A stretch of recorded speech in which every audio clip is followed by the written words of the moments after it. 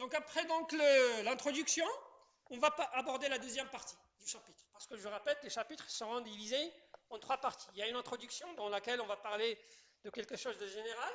Et donc après, on parlera de la synthèse des produits dont nous sommes en train d'étudier. Donc dans notre cas, ce sont les alcanes. On va parler des différentes méthodes de préparer les alcanes. Parce que tout à l'heure, j'ai dit que les alcanes, ce sont des produits, généralement, ce sont des produits naturels. D'accord? Donc les alcanes, je répète, ils sont très abondants dans la nature. Mais il y a des alcanes qui ne sont pas dans la nature et qu'on peut préparer par voie chimique, par faire de la synthèse organique. C'est la chimie organique proprement dite. D'accord? Donc la synthèse des alcanes, donc je répète, il y a les alcanes naturels, il y a les alcanes de synthèse. D'accord? Et donc, on va commencer, je répète, par la première réaction qu'on utilise beaucoup pour faire la préparation de ces alcanes, c'est une hydrogénation catalytique. L'hydrogénation catalytique, donc ça consiste, donc là vous avez un mot hydrogène. Ça consiste à rajouter de l'hydrogène. Donc là, ce qui va se faire évidemment en présence d'un catalyseur. Donc, l'hydrogénation catalytique, c'est quoi? C'est une réaction chimique, on verra tout à l'heure la réaction rapidement. C'est une réaction qu'on va faire sur les alcènes. Donc, il y a les alcanes, il y a les alcènes, il y a les alcynes. Donc, à partir des alcènes, ce sont d'autres hydrocarbures qu'on verra dans le chapitre 2. On peut préparer les alcanes. Comment on va les préparer? Par additionner de l'hydrogène. L'hydrogène, vous savez, de l'hydrogène, c'est H2, en présence d'un catalyseur. Un catalyseur, vous savez bien, un catalyseur, c'est quoi? Un catalyseur, c'est un produit chimique qu'on utilise pour activer la réaction. Et à la fin, je le récupère. Il ne participe pas dans la réaction. Son rôle, c'est d'activer la réaction, ça veut dire de la faire, de faire dérouler la réaction dans un laps de temps. Okay? Donc c'est une hydrogénation qui sera catalysée et qui va se faire sur les alcènes pour, je répète, conduire aux alcanes. Et donc c'est la première réaction qu'on va voir et qui est largement utilisée pour transformer les alcènes en alcanes. La réaction, la voici. Donc je vais prendre un alcène. Donc un alcène, donc là, R, ce sont les alkyles. Donc, donc là, je prends un exemple. Donc C, H, H, H. Donc là, lorsqu'il n'y a que les H, on les marque. Lorsqu'il n'y a pas de H, dans le cas de la diapo, donc C, par exemple H, R, R1, R2, R3. Donc pour le R, ici, c'est un alkyle. Qui peut être quoi? Il peut être un CH3, il peut être un C2H5, il peut être un C3. C'est un alkyle. C'est un alkyle qu'on obtient à partir d'un alkane. Donc lorsqu'il y a des H, on les marque. Donc lorsque vous voyez le R, parce que peut-être c'est la première fois que vous voyez ça, lorsque vous voyez un R, il faut savoir qu'il s'agit d'un substituant différent de H. Je répète qu'il peut être un alkyle, soit un méthyle, soit un éthyle, soit un propyle, soit un isopropyle, etc. etc. Okay? Donc, voilà. Et donc, si je prends de l'hydrogène, si je fais une réaction d'hydrogénation en présence d'un catalyseur, donc les catalyseurs, il y en a beaucoup, donc ça c'est le palladium. Là c'est le palladium, c'est le moins cher. Et donc, si je fais cette réaction d'hydrogénation en présence d'un catalyseur, qu'est-ce que je vais avoir? Je vais avoir ici donc là je le mettrai avec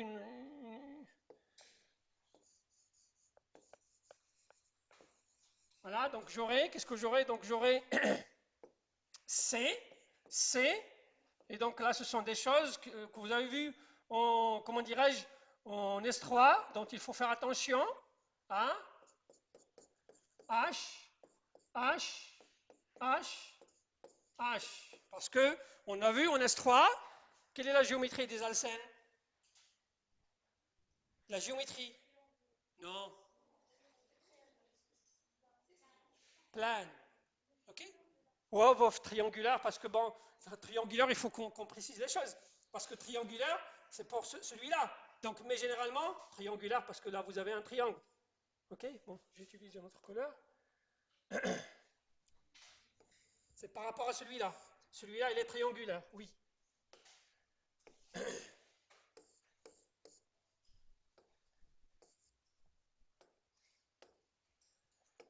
D'accord? Celui-là, il est triangulaire. L'autre aussi, il est triangulaire. OK?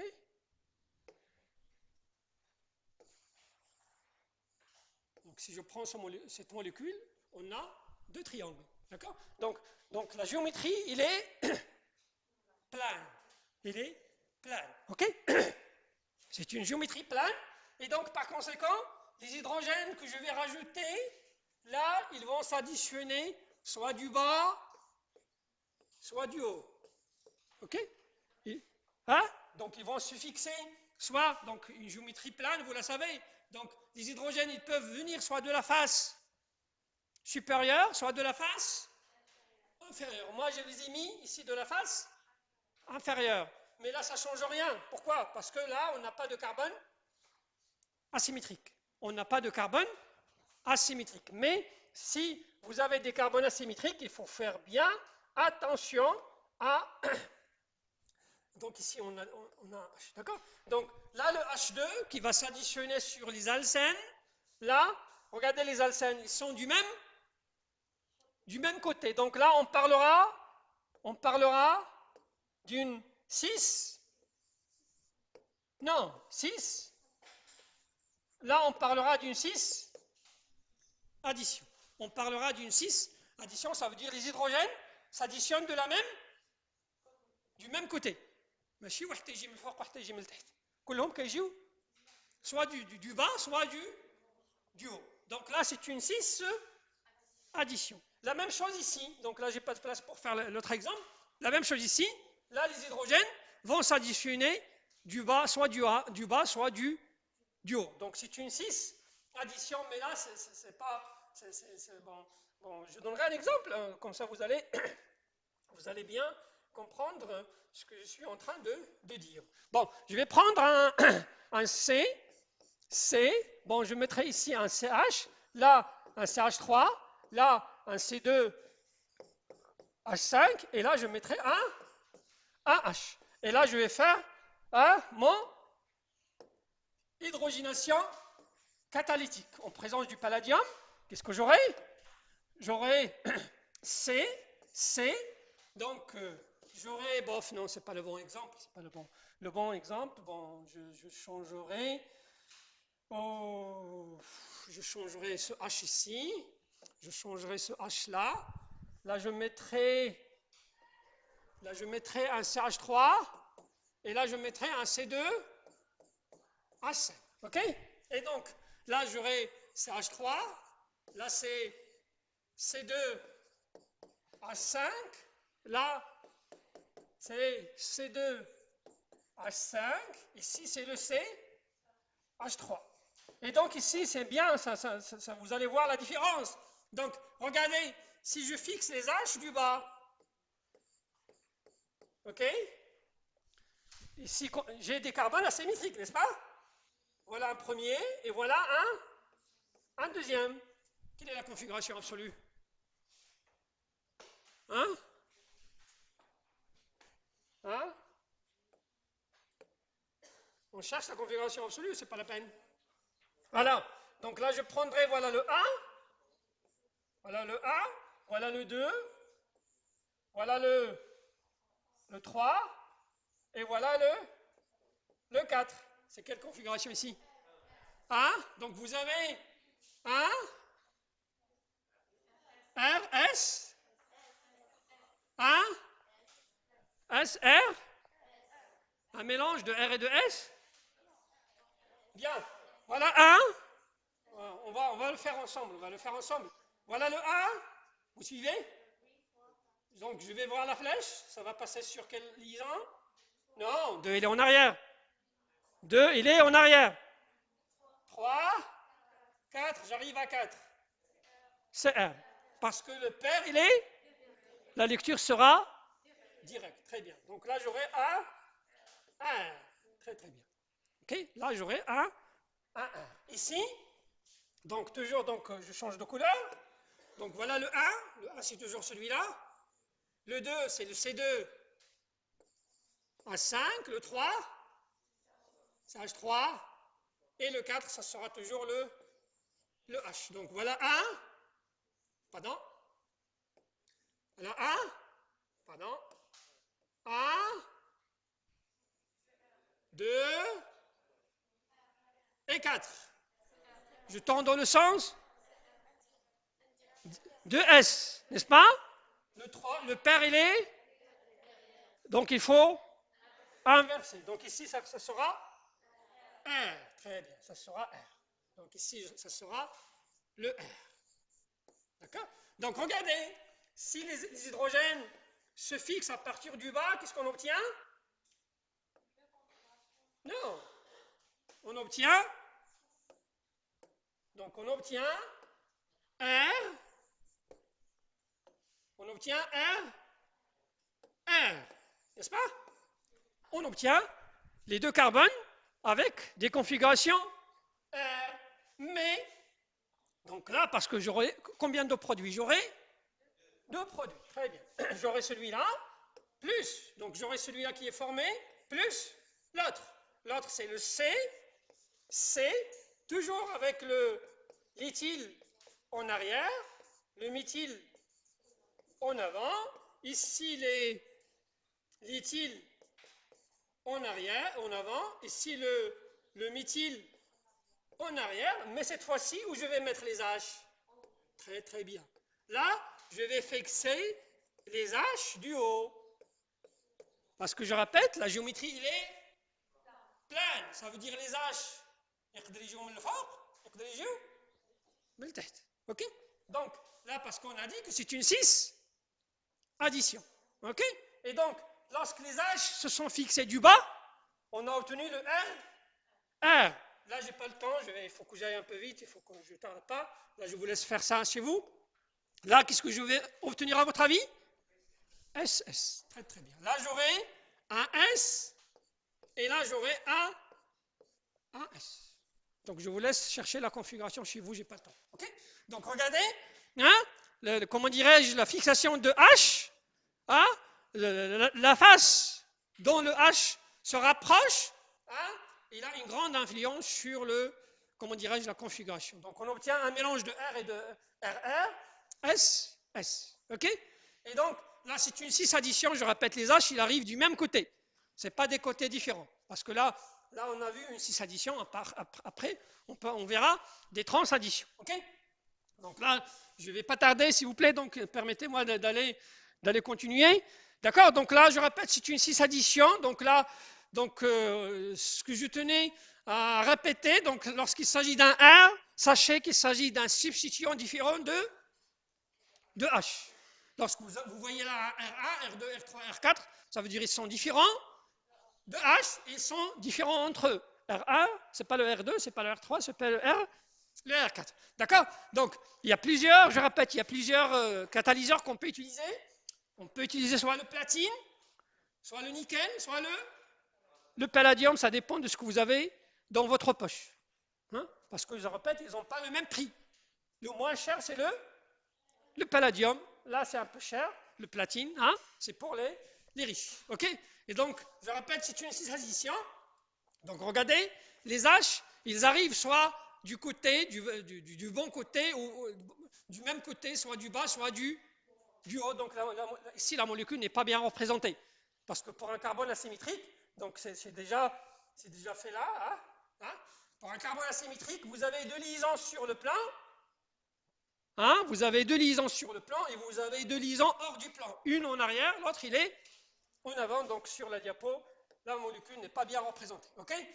Alors, donc je répète, on peut faire cette réaction soit sur les alcènes, ça veut dire avec une double liaison, donc notez c'est une 6 addition, ou bien la réaction peut être faite carrément sur alcynes avec une triple liaison. Avec une triple liaison, toujours dans les mêmes conditions.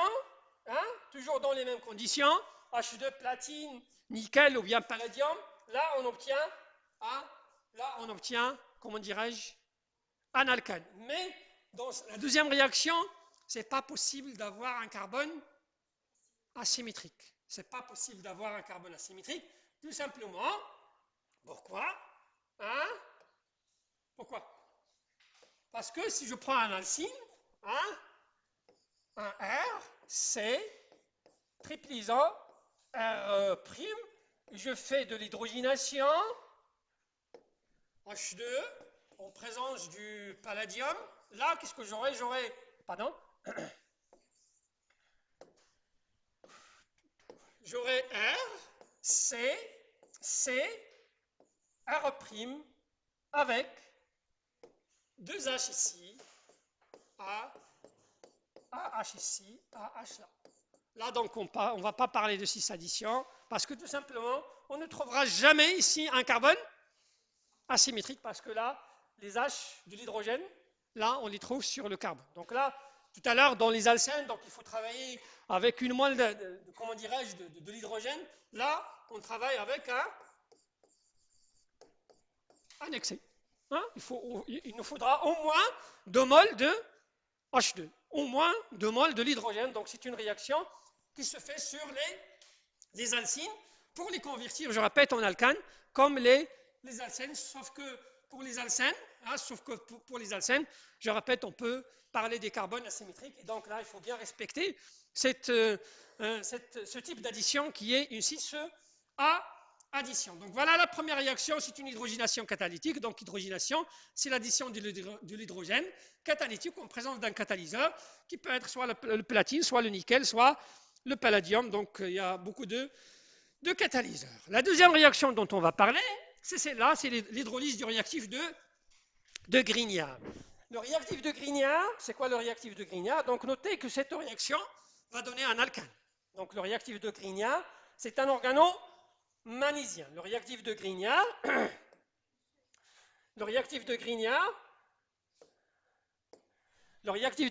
c'est RMGX. Ce qu'on appelle le réactif de Grignard, ou bien ce qu'on appelle autre chose, donc on l'appelle un organo-magnésiens. D'accord? Donc le réactif de Grignard, qu'est-ce qu'on a dit? Son hydrolyse, ça veut dire l'addition de... Hein, qu'est-ce qu'on a dit? Hein? L'hydrolyse, c'est quoi l'hydrolyse? L'hydrolyse, c'est l'addition de l'eau. Hein? L'hydrolyse, c'est l'addition de l'eau. Hein? L'hydrolyse, c'est l'addition de l'eau. Donc vous avez de l'eau. H. Donc en présence de H2O, le réactif de Grignard, ou bien l'organo-magnésiens, qu'est-ce qu'il va donner? Va donner un alcane, va donner un RH plus quoi? Plus MgXOH.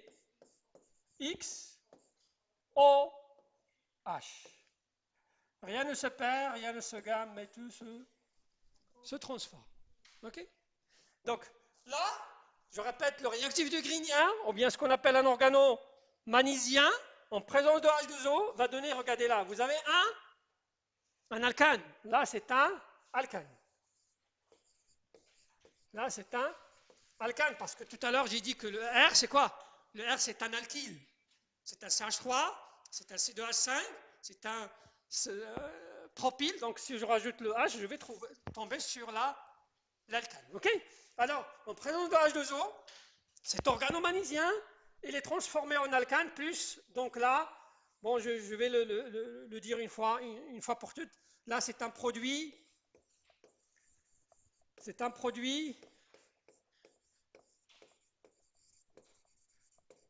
Comment? C'est un produit inorganique. Ça veut dire j'ai rien à faire avec. Parce que par la suite, vous allez constater que je ne vais pas signaler ces produits inorganiques parce que ça ne m'intéresse pas. Ce qui m'intéresse moi, c'est un produit. Je fais de l'organique, je cherche les produits organiques. Donc tout ce qui est produit organique, généralement, on ne va pas l'écrire.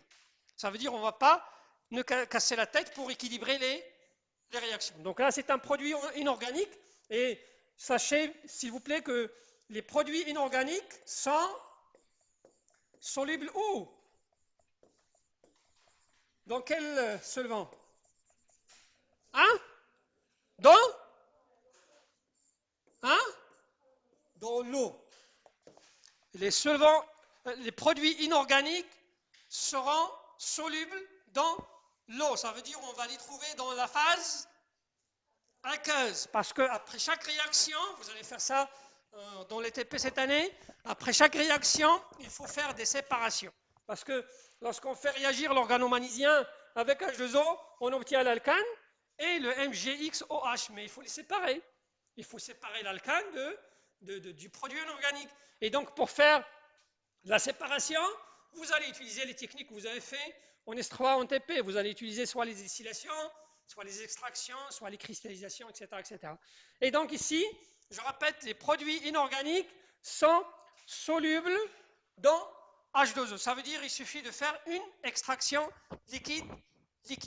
D'accord? Et donc, je répète, par la suite, tout ce qui est produit organique, je ne vais pas le signaler, donc, parce que ce qui m'intéresse moi en tant qu'organicien, c'est d'aller chercher les produits organiques. D'accord? Donc, la deuxième réaction dont on va parler, je rappelle, c'est l'hydrolyse du réactif de Grignard. Le réactif de Grignard, en présence de H2O, ça donne un alcane. D'accord? Donc là, normalement, bon, on vous donne. Donc là, c'est une. Bon, je vais l'écrire en rouge. Je vais l'écrire en rouge. Notez s'il vous plaît. Donc là, l'eau. L'eau, qu'est-ce qu'il fait là? L'eau ou les solvants protiques. L'eau ou bien les solvants protiques. C'est quoi un solvant protique? Un solvant protique, c'est un solvant qui est susceptible de donner un proton. Un solvant protique, c'est un solvant qui peut donner un proton, comme l'eau. L'eau, ça fait partie des solvants protiques. L'eau, ça fait partie des solvants protiques. Donc là, je peux éviter, je peux éliminer l'eau. Je vais écrire les solvants protiques, tels que H2O. Un autre, les alcools. Un autre, les amines. Un autre, l'éthiol. RSH. Un autre, les acides. RCO2, H. Les autres, les acides inorganiques. Voilà. Tout ça, ce sont des solvants protiques. Les solvants protiques, tels que l'eau, l'alcool, RNH2, l'éthiol, les acides et les acides organiques, parce que ce sont des acides organiques. Et là, ce sont des acides inorganiques. Qu'est-ce qu'ils font? Ils détruisent. Parce que ce que nous avons fait, on a détruisent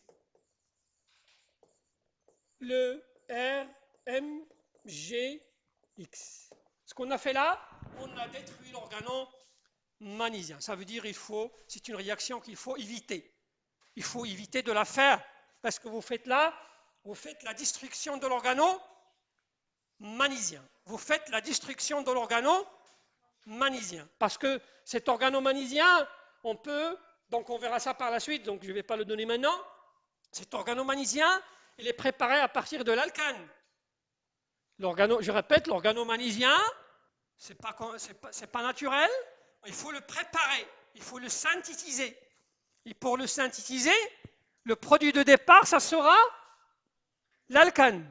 Donc, à partir de l'alcane, on va aller faire beaucoup de réactions pour arriver à l'organomagnésium.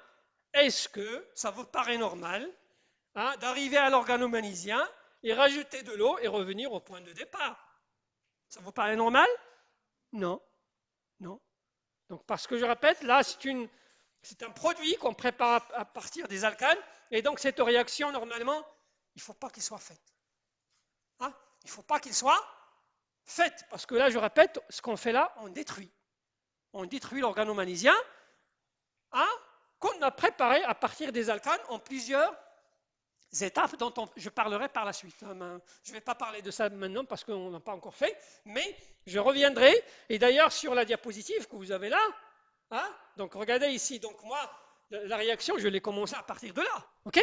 Mais dans la diapositive, la réaction commence à partir de quelque chose d'autre. Ça commence à partir d'un Rx. Un R, c'est quoi le R? Alkyle, ce n'est pas un alcane.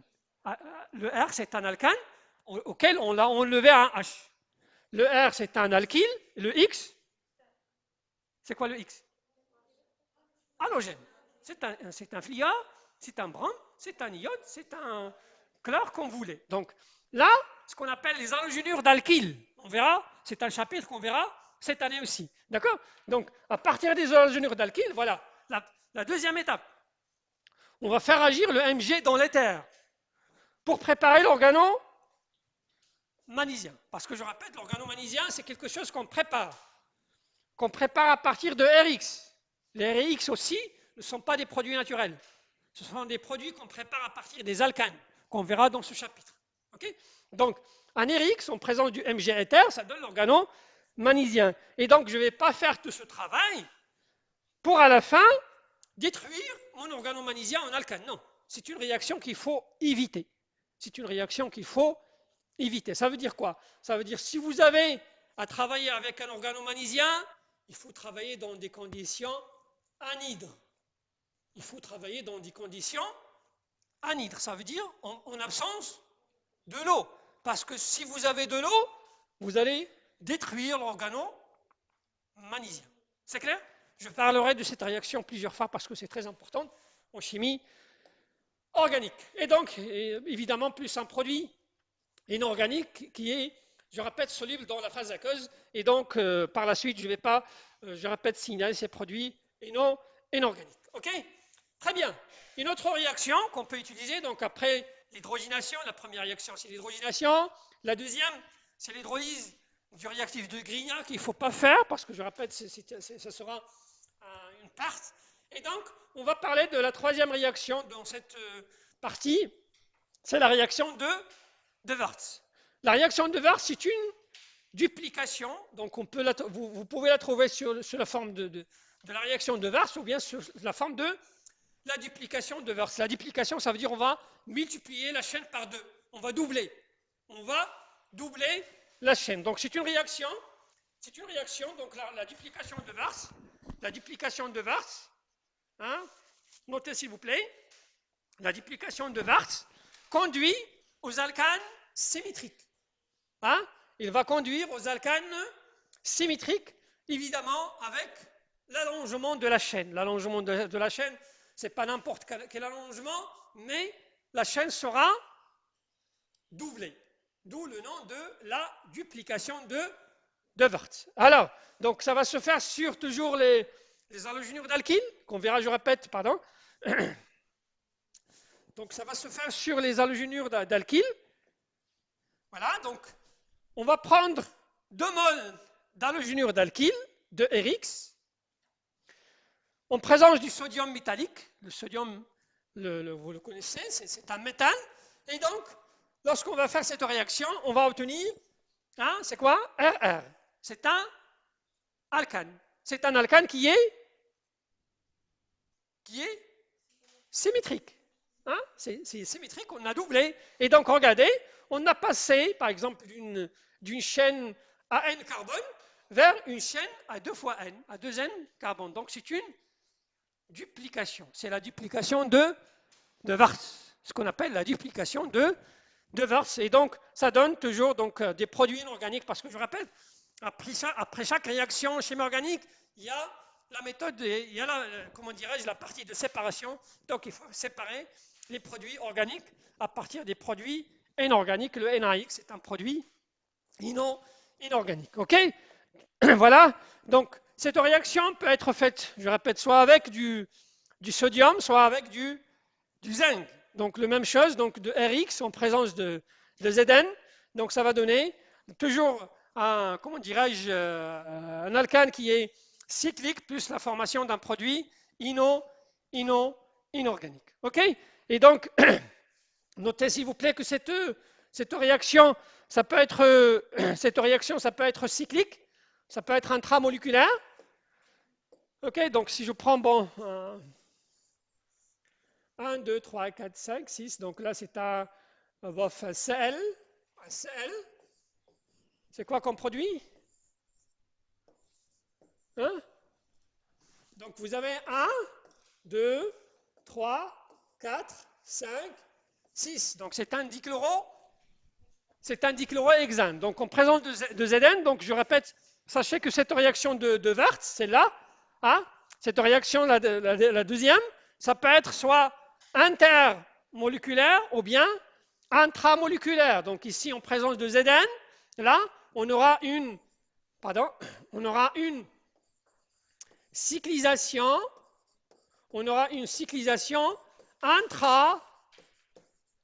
intramoléculaire. Ça veut dire au sein de la même molécule. Qu'est-ce qu'on va obtenir? On va obtenir un, voilà, on va obtenir un cycle plus un ZnX2. Voilà, d'accord? On va fermer la chaîne va se cycliser et donner une forme cyclique à partir d'une forme linéaire. Donc là, on parle d'une réaction intramoléculaire. Ça veut dire à l'intérieur de la molécule. Tout à l'heure, ici, dans la diapositive, on parle d'une réaction intermoléculaire. D'accord? Donc à partir par le Zn, on peut faire soit des réactions intramoléculaires pour cycliser et avoir des cycloalcanes.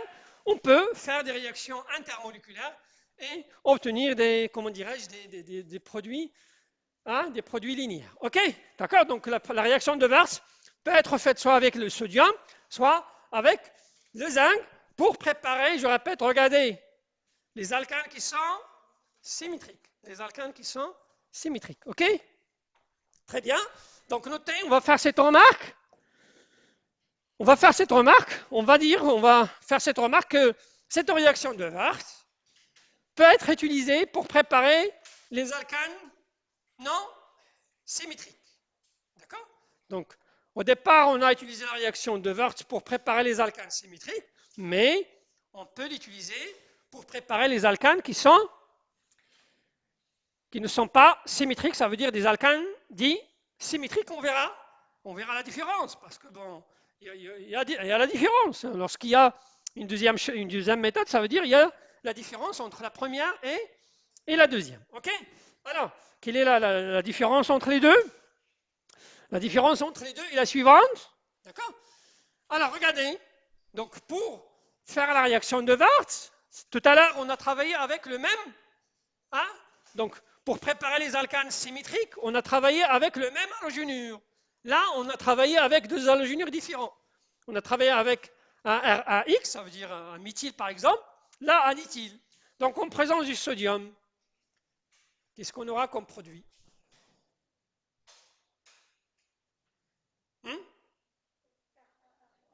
Très bien. Bon, avant de vous donner la réponse, on va aller la faire sur la diapositive. OK? Donc, je vais prendre, sur le tableau. Donc, Donc, je vais prendre 3R1X, n'est-ce pas? Plus 3R2X en présence du sodium, évidemment en excès. Qu'est-ce que j'aurai comme produit? Très bien, j'aurai R1, toutes les combinaisons possibles.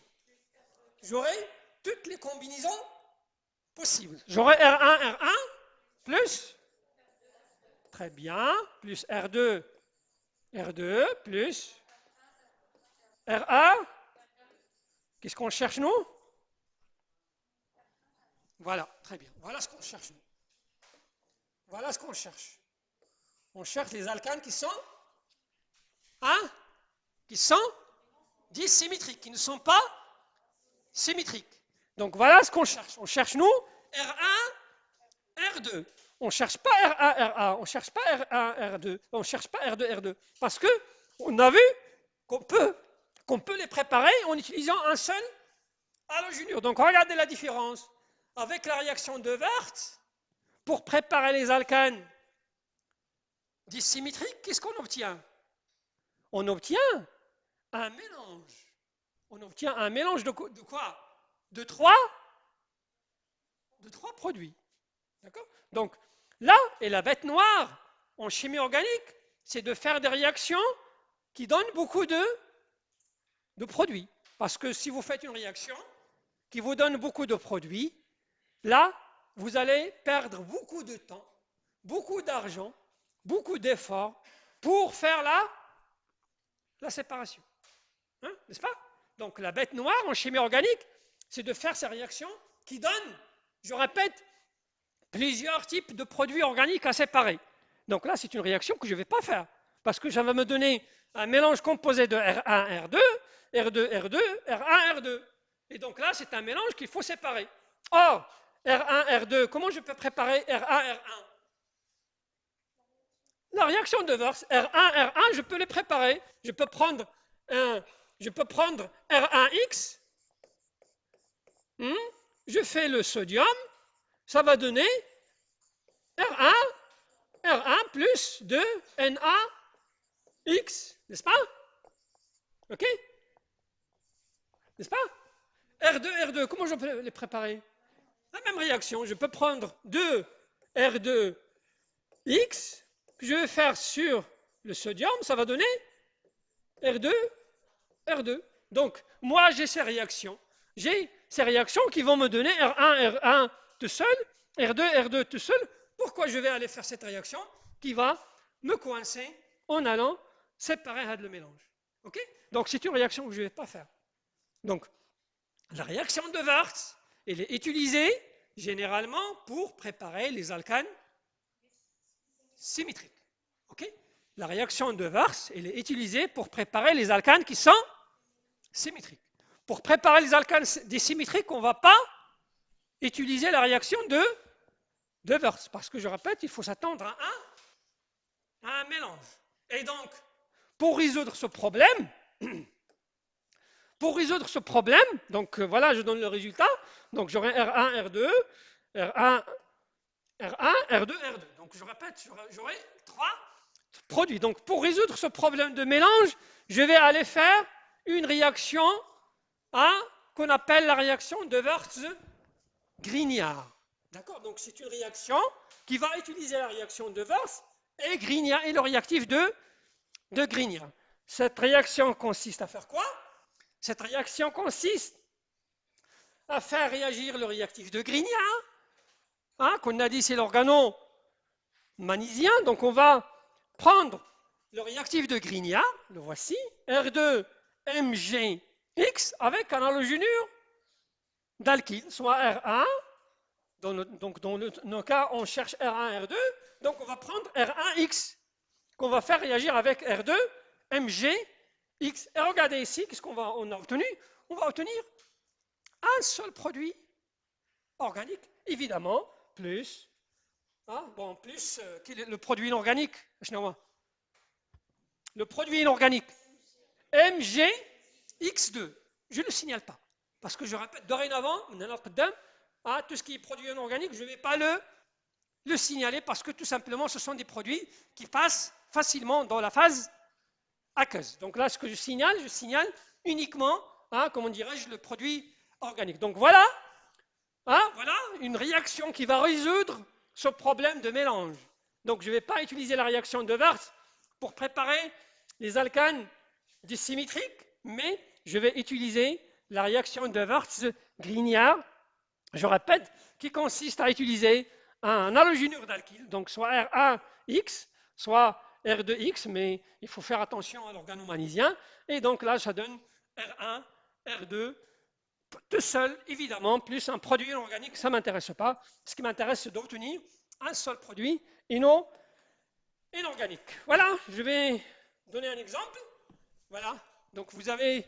Bon, j'ai pas de montre si jamais on sort à 11h30, n'est-ce pas? Quelle heure est-il? 14, oh, très bien. Alors, voilà un exemple. J'ai ces halogénures d'alkyle. Hein? Ces halogénures d'alkyle, moi, voilà ce que je cherche. Hein? Qu'est-ce que je vais faire? C'est un problème. Ok? Moi, ça veut dire quoi? Donc, je vais aller sur le tableau. Bien, donc, je me rappelle. Bien, bon, peut-être c'est ça. C'est elle, c'est bien ça? Plus l'autre, je vais le voir tout de suite. Hein? Pardon. C'est elle. Ok? Est-ce que je vais utiliser le sodium? Non. Parce que si j'utilise le sodium, qu'est-ce que j'aurai? J'aurai un mélange de trois. Très bien. J'aurai un mélange de trois produits. J'aurai celui-là, plus j'aurai la formation de trois produits.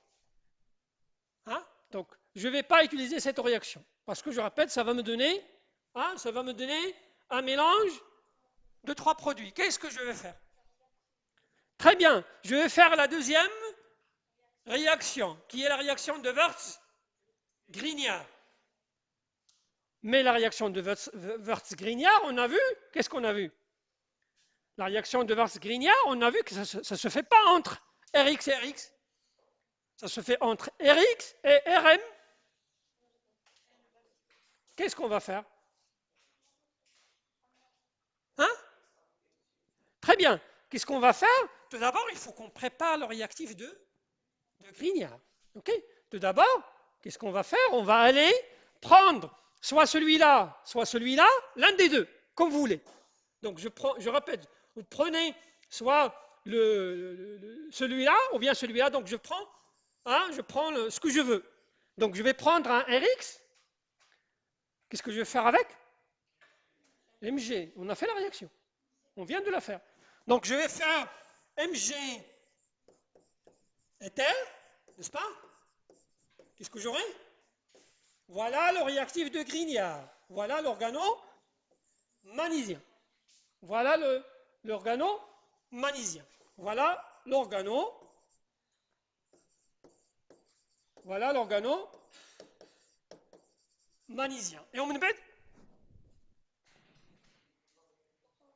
Après, qu'est-ce que je vais faire? Hein? L'eau? Non. Hein? Très très bien. D'accord? Donc, je vais prendre mon organo-magnésium que j'ai préparé ici. Ah ouais? Ok? Mg, Cl, et je vais le faire réagir avec le deuxième Rx, qui est celui-là.